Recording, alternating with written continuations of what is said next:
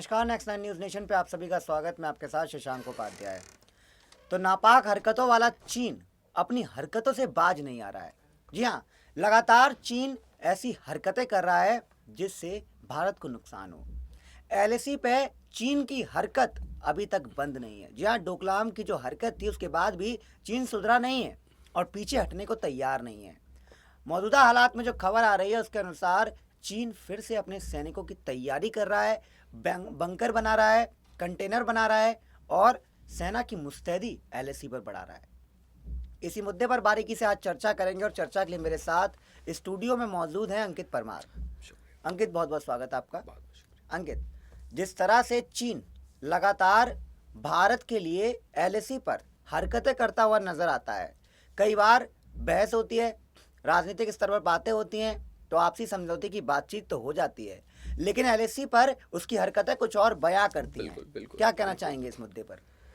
देखिए, बहुत सारी चीज़ें हैं चीन के बारे में। जिस तरह से अभी जिस तरह की खबरें आ रही है कि एलएसी में और पूर्वी लद्दाख में जिस तरह से उसने मुस्तैदी अपनी सेना की बढ़ा दी है, वो लगातार वहाँ पर तंबू बना रहा है, टेंट्स बना रहा है और सैनिकों की जो है वो अदला बदली कर रहा है। 50,000 सैनिक कुल मिलाकर चीन के जो है वो पूर्वी लद्दाख में अभी मौजूद हैं। ये हमारे पास इस संख्या के फैक्ट्स हैं और कुछ दूरी पर शायद इतने ही सैनिक और मौजूद हो। ये एक शक वाली बात है, शंका वाली बात है।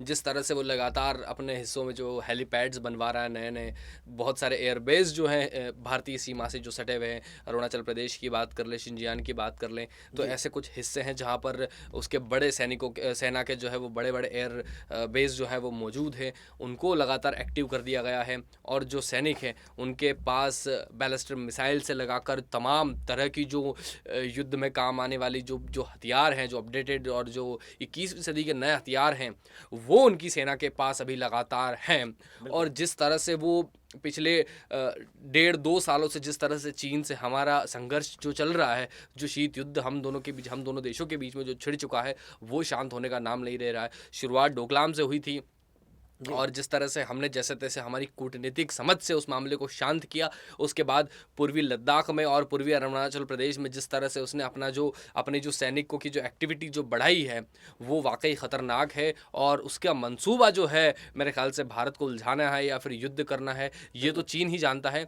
लेकिन अभी भारत के लिए ख़तरा जो है वो युद्ध का टला नहीं है।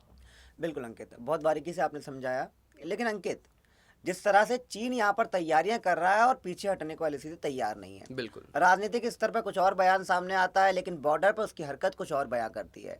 ऐसे में भारतीय सेना की तैयारियां किस तरह से दिखाई दे रही हैं? किस तरह से हमारी सेना भारी पड़ने के लिए तैयार है चीन के इन 50,000 सैनिकों पर? देखिए, भारतीय सेना हमेशा से इस चीज़ के लिए तैयार रही है। पिछले मैं 1.5 दशक की बात करूं तो चीन की हर हरकत पर जो है वो भारतीय सेना की, भारत सरकार की नज़र है।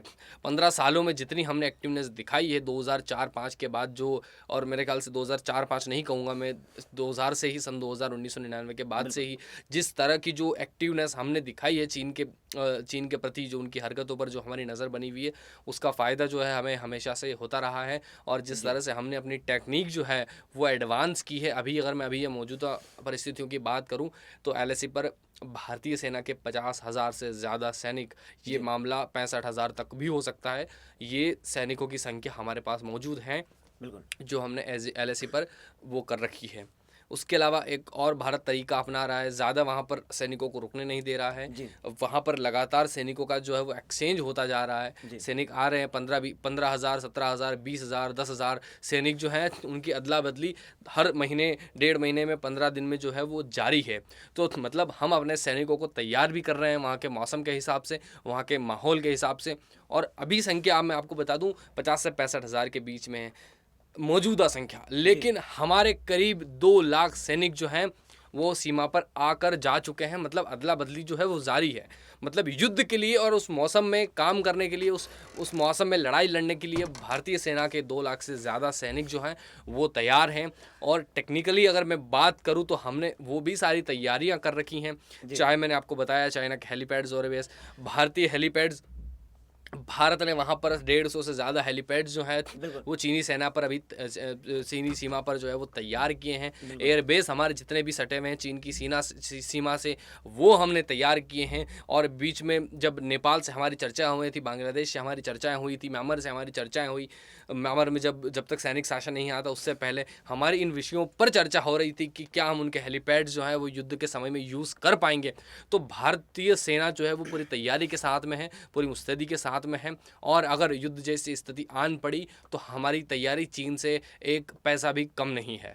बिल्कुल अंकित, बहुत बारीकी से आपने दोबारा से पूरा अध्ययन करके आप आए हैं लगता है। बिल्कुल बिल्कुल बिल्कुल अंकित, लेकिन एक और सवाल जो दिमाग में आता है, देखिए हालिया वक्त में जिस तरह की हरकत चीन एलएसी पर लगातार अब करना शुरू कर चुका है दोबारा से, क्या लगता है आपको हाल में जो क्वाड की मीटिंग हुई है यूएसए में, बिल्कुल। उसके बाद चीन बौखला गया है और तिलमिला गया है पूरी तरह से?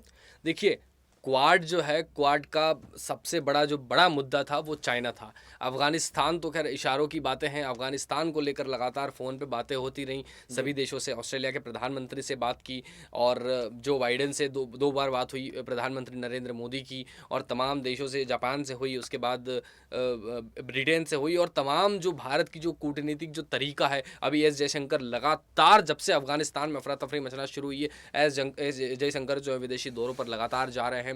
और तमाम देशों के मेरे ख्याल से 45 से 50 देशों के शीर्ष नेतृत्व से जो है वो एस जयशंकर हमारे विदेश मंत्री मिले हैं। बिल्कुल।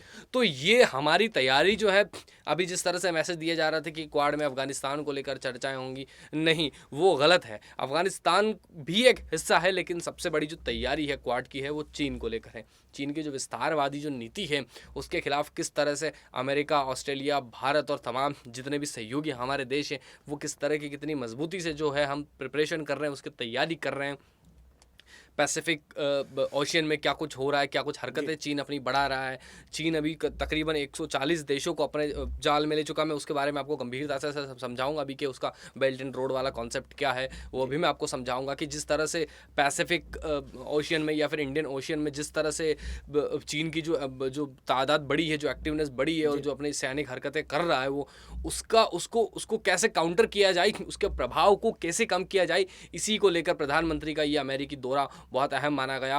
और क्वाड की मीटिंग में इसको लेकर गंभीरता से चर्चा हुई है और अमेरिका और ऑस्ट्रेलिया और तमाम देशों ने जो है वो भारत के पक्ष में सहमति जताई है कि भारत को जो है खतरा लगातार है और भारत के सहयोग के लिए भी हामी भरी गई है तमाम देशों के द्वारा। बिल्कुल अंकित, लेकिन एक आखिरी सवाल आपसे जानना चाहूँगा, वक्त की थोड़ी कमी है अंकित। जिस तरह से चीन की हरकतें हैं, युद्ध के हालात कभी भी बन सकते हैं। बिल्कुल। ऐसे में क्या लगता है कौन से ऐसे देश हैं विश्व के जो अगर युद्ध के हालात बनते हैं तो भारत के साथ खड़े होंगे, और ऐसे कौन से देश हैं जो चीन के साथ होंगे? देखिए, इसका जवाब स्पष्ट है। जो देश चीन के ऊपर अभी निर्भर करते हैं, जो डिपेंड करते हैं, आप यकीन नहीं मानेंगे जो मैं आपको बताने वाला हूं, आप यकीन नहीं करेंगे शशांक। दुनिया के 140 देश आज चीन के शिकंजे में आ चुके हैं। ये संख्या इतनी बड़ी है कि अगर युद्ध हुआ कभी, तो युद्ध कभी दो देशों का हो ही नहीं पाएगा। अगर चीन ने अगर किसी से भी युद्ध छेड़ा, चाहे भारत हो चाहे कोई और अन्य देश हो, वो युद्ध नहीं रहेगा दो देशों के बीच में, वो विश्व युद्ध बन जाएगा। क्योंकि 140 देशों में अपना जो बेल्ट एंड रोड वाला कॉन्सेप्ट जिस तरह से चीन ने शुरुआत की 90 के दशक से, 2013 में जिस तरह से शी जिनपिंग में उसका आधारशिला रखी और जिस तरह से उन्होंने उसको एक्टिवनेस से अभी इम्प्लीमेंट किया है, 140 देशों को जो है वो अपने कंट्रोल में लेने की कोशिश कर रहा है और 17 देशों को कर्ज देकर आज चीन क्या कुछ नहीं कर रहा है, आप ये मान नहीं सकते। और अगर आपने समर्थन की बात करी तो चीन जो है जिस तरह से पाकिस्तान अधिकृत कश्मीर में बेल्ट एंड रोड वाला उनने बिजनेस कॉरिडोर, जो पाकिस्तान का जो डेवलपमेंट कॉरिडोर जो भी बनाया है, वो मेरे ख्याल से भारत के खिलाफ एक बड़ी नीति जो है वो चीन की है। और अगर युद्ध की परिस्थितियां बनती है तो उस कॉरिडोर का जो उपयोग है वो भारत के खिलाफ किया जाएगा। उसके अलावा जो भारत के जो तटीय हिस्से हैं, तमिलनाडु और श्रीलंका से जो लगे हुए जो हिस्से हैं, उन हिस्सों में जिस तरह से श्रीलंका पर जिस तरह से प्रभाव और दबाव बना रहा है लगातार चीन, वो हमारे लिए एक चिंता का विषय है कि जिस तरह से अगर आने वाले समय में अगर युद्ध की संभावनाएं बनती है तो श्रीलंका की भी ज़मीन जो है वो चीन हमारे खिलाफ इस्तेमाल कर सकता है। नेपाल को अपने कंट्रोल में लेने की बहुत कोशिश कर रहा है और उसकी ज़मीन जो है वो अगर आने वाले भविष्य में अगर ऐसी कुछ संभावनाएं बनी तो वो हमारे खिलाफ उपयोग हो सकती हैं। तो चीन के समर्थन में बहुत देश नहीं आएंगे और चीन का समर्थन करने की किसी की औकात भी नहीं है और किसी की हिम्मत भी नहीं है, क्योंकि अगर चीन का समर्थन दूसरे देश करेंगे तो उनके लिए भारत की ओर से बहुत बड़ा खतरा हो जाएगा, क्योंकि भारत इतना ताकतवर देश हो चुका है। उनकी ज़मीन जो है वो चीन यूज़ कर सकता है अपना दबाव बनाकर, अपना कर्ज देकर। बाकी भारत के समर्थन में पूरी दुनिया मेरे ख्याल से एकजुट हो जाएगी, चाहे वो दक्षिणी देशों की बात करें तो न्यूजीलैंड से लगाकर ऑस्ट्रेलिया, अगर अमेरिका की बात करें तो अमेरिका, कनाडा, और अगर पश्चिमी देशों की बात करें तो 6 देश, रशिया हो गया, रशिया की बात फ्रांस हो गया, इंग्लैंड हो गया, ब्रिटेन हो गया, और तमाम तरह के फिनलैंड से लगाकर जर्मनी भारत का समर्थन करेंगे। रशिया हमारा पूरा समर्थन करेंगे। अगर एशिया में बात करूँ मैं तो साउथ कोरिया से लगाकर जापान जो है वो भारत का समर्थन करेंगे। बिल्कुल।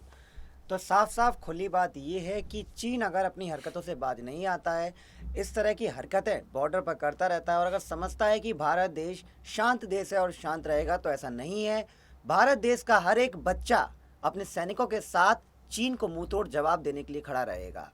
फिलहाल के लिए हमें दीजिए इजाज़त, नमस्कार। लेकिन हमारे चैनल को जाते जाते सब्सक्राइब कर लें और बेल आइकन दबा लें, ताकि ऐसी ही गर्म मुद्दे हम आपके लिए लगातार लेके आते रहें।